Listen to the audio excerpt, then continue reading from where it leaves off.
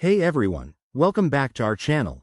Today, we're tackling a quick and essential tutorial: how to export from Figma to PNG in 2025.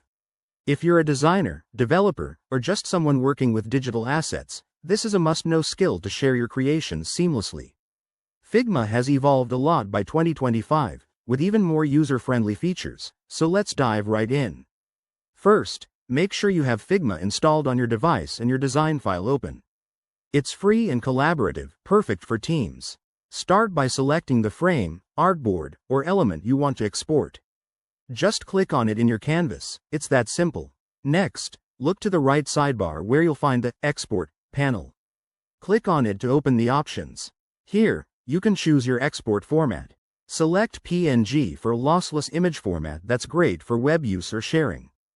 Don't forget to tweak settings like scale. Try 2x for high-res displays, or quality to get the best results.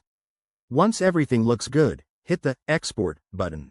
Figma will process your selection and prompt you to save the file. Choose your desired location on your computer, and you're done.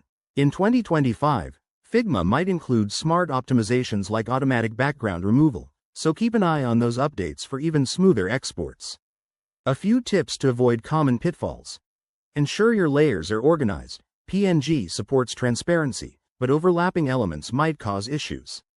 Also, if you're exporting multiple items, use the batch export feature to save time. There you have it. Exporting from Figma to PNG is straightforward and efficient.